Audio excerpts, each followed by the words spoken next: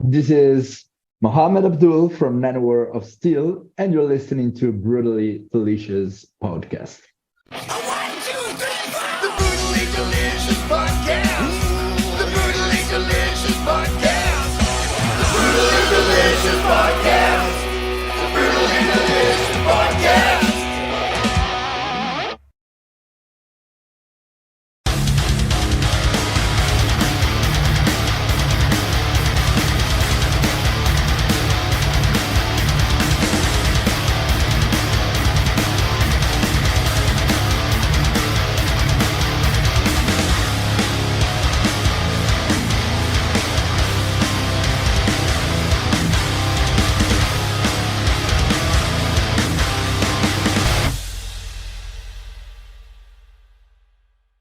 Okay, nice to meet you. Nice to meet you as well.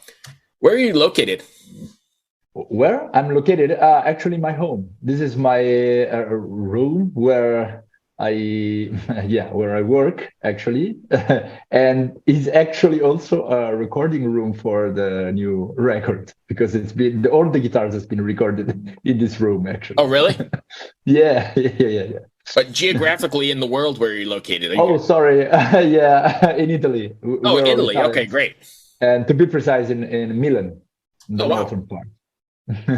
I'm in the U.S. and Rena's in Finland. Okay, Yeah, totally. great. Europe. So, we are the European part of it. Yeah, totally. We have the overhand, or what's the word? Like, there's more of us. We can take that. Yeah, we have the American, majority. you know? But as Europeans, we still are not fighting. Because True. that's the main thing that Europeans are able to do is fighting between themselves. So we keep on being in peace. That's Yeah. my purpose Nice. for this. Love and light forever, for sure. So let's talk Nanowar of Steel. Yeah. So I've definitely heard the new stuff. I'm gonna Okay. butcher the single, the name of it, but how do you go from keeping it? I mean, from it being gimmicky to being so good. I mean, how do you straddle that fine line? It's hard to give an answer for this. It's just struggling. Yeah. How do you struggle? How do we struggle? Struggling. Because I mean, we in the end, it's very gimmicky, but then when you get to the bottom of it, it's really good as well. The production's great, the musicianship is great. yeah. Thanks. First of all, and we try to improve time by time. At the beginning, there was not at all of this accuracy, let me say, because the first records were really a crap. And so we saw that people, for a good reason, they told us that the records were crap. Mhm. So we decided that it was better to not make creepy records again. And then we started to go in the direction of making something that was acceptable, at least. And that's the reason why we started over and over improving, because we were forced by people that basically insulted us, and they were right. So So that pushed you to get better. yeah, that's the point. Was it ever something you were taking seriously, or at first was it just, hey, this is just for fun and a joke? No, it started all joking. The whole thing started making funny and I said it, creepy stuff. But at one point, we discovered that it could be something unique in some way. And so we started to put in it more and more effort time by time. At the Nice. limit of our physical resistance, I would say. And so that's it. So it was funny Right. joking from the beginning. Sorry for my English, it's not perfect. I'm Italian. No problem at all. Fine. Freaking great. Don't worry about it. Thank you. Fantastic. And also, like, you guys deserve a round of applause for that healthy self-reflection of like, our music is crap. Maybe next time we make music that isn't crap. And I love this strategy. it's simple, but it works. You know. Yeah. To be honest with our fans, it's something that we try to do as much as we can. So when some people come to us and say, "Oh, I listened to you since the beginning," we all the time we apologize with them. So Right, exactly. I'm so sorry. I'm so sorry. sorry. I will say But- that. No, go ahead, Raina. I'm sorry. No, maybe it's like, you know, that your shining personas were still like, even in the crappy stages of your musical career, we're still like, you know, shining through, making you likable, even if it wasn't for the music. So, you know, after apologizing, give those people a hug. Yeah, we do. So Oh. of course we don't want to just make people sad, because they're supposing that we are happy for that sentence. So while we smile, we say we apologize and we give them a hug. I think that it's great and really timely how humorous the stuff is, and you know the themes that run through it, because we're living in a time where a good smile and a good laugh or just some lightheartedness really takes the edge off of everything everybody's dealing with, right? The hardest time of these last years make this much more needed. But we are getting quite old. It's 20 years that we are around, and we thought that this need actually, that there's always been need of making fun, having good time at the concerts, especially for the metal scene, where even the bands that I love most. Many times I've been in the concerts, and it looks like there is a lack of communication between the band and the people, because the band just plays and the people just sit there and watch. And we try to fill up that gap, making people dancing, making stupid things, and making them having fun. Right. And I thought that there has always been that kind of need. And so, yeah, of course, just I'm making just long answers to really precise questions. So I'm trying to wrap up and say, okay, yeah, in these last years, there's been a huge need for that. We are happy to make our contributions for that. But I thought that in general, that kind of need has always been there. So Gotcha. Yeah, and I think you're right. It has always been there, but like right now, the world seems like such a you know, there was in Finland, there used to be this parody magazine called Pahkasika, very much like the Mad magazine. Remember that one? Yeah. No, sort of similar to that. And they stopped publishing that somewhere around mid 80s or something. And they said that because reality has surpassed any sort of parody that we can like put down into the pages, we're just going to stop doing it. And that was 3 decades ago or 4 decades ago, and it's only gotten worse. you know, like now it's just like I'm starting to believe the Matrix theory, you know, because somebody needs to just be messing with us, like we're all in some sort of simulation, and we're all just like buying the Emperor's New Clothes thing. You know. Yeah. The reality has been really, it has inverse evolution of our music. We started from creepy and we started to improve. Reality started to be better, but now it's very creepy. So yes. You couldn't have said it any better. Somebody should tell reality, hey, you're creepy, you should improve. Maybe reality itself will listen to us. True. Maybe reality isn't aware of how fucking crappy it is right now. Somebody needs to point that shit out and we'll be fine. How great would it be if it was that simple? Yeah. We could say, reality, please do like Nanowar. Yes, take after reality Nanowar. Says, yes, okay.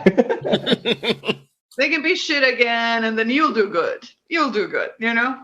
I don't know. I don't know. We don't. Let's not follow the reality trend. That's our hopes. Yeah.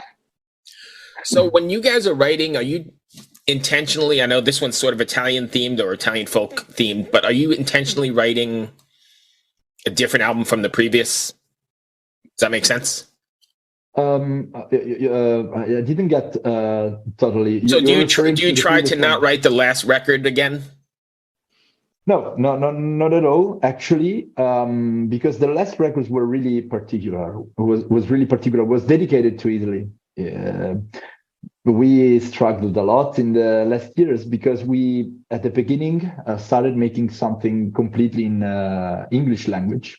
But we've been lucky. Afterwards, we made some good songs in Italian language, and we got not famous, but I mean at least a little bit known in Italy for those songs. And people in Italy started to believe that we couldn't work outside.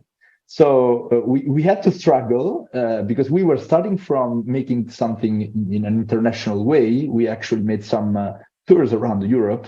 I mean, by ourselves in our cars, but they're Right. legit tours.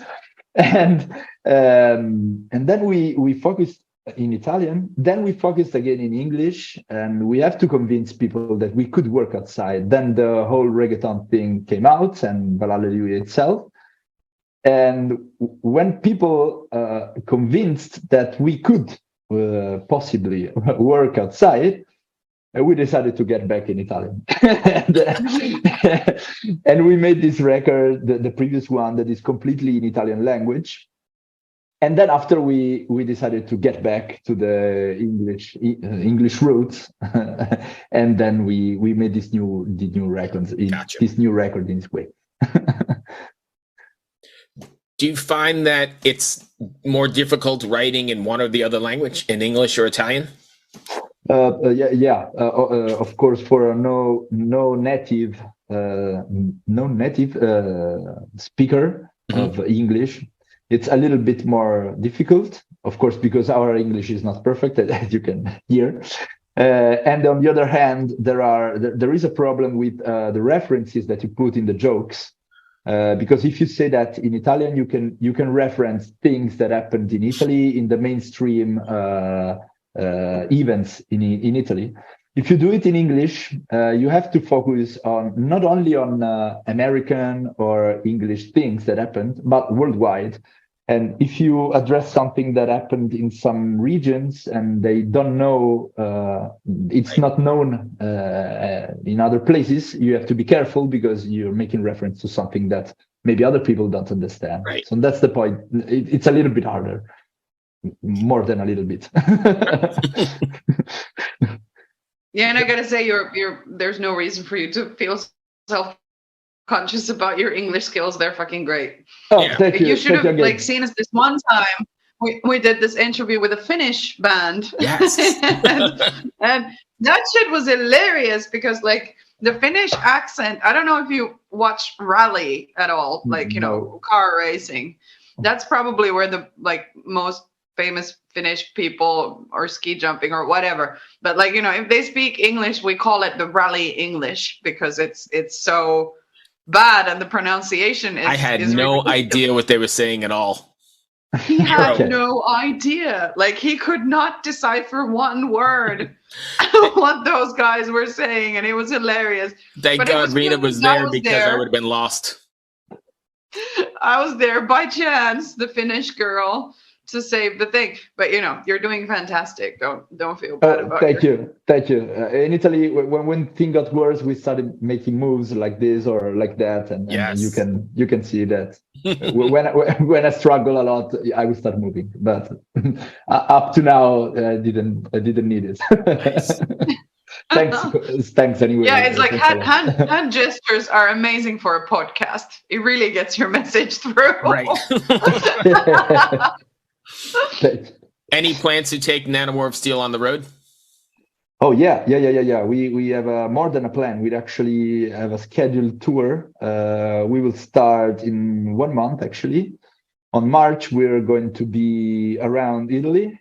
That's quite small, as you may know. So we are going to make some weekends around and play in the main cities around. Mhm. And then after we are going to be on the road for 1 month and a half. and we are going to go around Europe in general, and also for 2 weeks in England. That's not Europe anymore. So we are going to focus on Europe and no Europe for 1 month and a half. Nice. I will correct you there. Of course, they're part of Europe. They're just not part of EU, right? Oh, that's right. Oh, sorry. Yeah. But That's right. still, stupid people. Good God, they pissed in their cereal in a serious way. Yeah. Stupidity. But so, yeah, in a way, you are exiting Europe. You're exiting common sense. Geographically, we can say that we are around Europe. Yeah. Right. Yeah, true. Thank you for the annotation. I'm sorry. I always need to be like very specific. Facts are facts, right? And that's the way it's gonna be. That's fine. Any chance of touring the States? Or that's not on the agenda yet? Oh, too difficult. Let's make this way. I will ask you. Do we have any chance to go in? I'd love to see you over here, but I hear it's really difficult for bands to make it their way over to the US. Really expensive. Yes, it is. It's very expensive, and of course, it's very risky because if you do I'm doing mansplaining, so I don't want to do that. But we would love to come. Of course, it's a kind of a dream for everybody. At least for Italian people in general go really mad when they go in USA. And as a good Italian people, I would say we would love to come there and to make concerts around. Let's hope that this dream comes true. I don't know what to say, but there's not a plan actually. We don't have anything around. So okay, fair enough. We believe in you. I wish I had any kind of power, but I'm just sitting here with Rena with absolutely no power, just having some fun. Yeah, okay. I have all the power. It's all mine. Depends on you. Rena's the powerful one. Okay. Yeah, that's true. At least the meme queen, but known for my horrific sense of humor. But no, but I mean, you're not a horrific sense of humor. I mean, we were making fun, so don't try that. That's true. But I wouldn't dare showcase that side. Okay. I'm starting to be scared about it. So Smart. That's going to be all I had. Rena, you got anything else? Beautiful. Perfect. Thank you, my friend. With really speak with a deep voice, brutally delicious podcast. That is badass. Thank you, my friend. I appreciate it. Good luck with the record. Much. Yeah, thank you very much. I hope you have a great day, dude. Hey, yeah, you too. Thank you very much. Cheers. Bye. Cheers. Hello out there. Yes, hello out there, everyone. I'm Hal Schwartz. And I'm Flynn McLean. Together we host None But the Brave, a podcast dedicated to the music and career of Bruce Springsteen. Bruce and E Street Band are on tour right now for the first time in 6 years, and we're taking a detailed look at what's happening on stage in our bi-weekly episodes. We've also been recently joined by some very exciting guests, including rock journalist Warren Zanes and Stephen Hayden, Backstreet's Magazine founder Charles Cross, and Barstool's Kirk Minahan. If you're a diehard Springsteen fan, this is the show for you. So please subscribe to None But the Brave on your favorite podcasting platform, and we hope to see you further on up the road. Thank you so much. We'll be seeing you.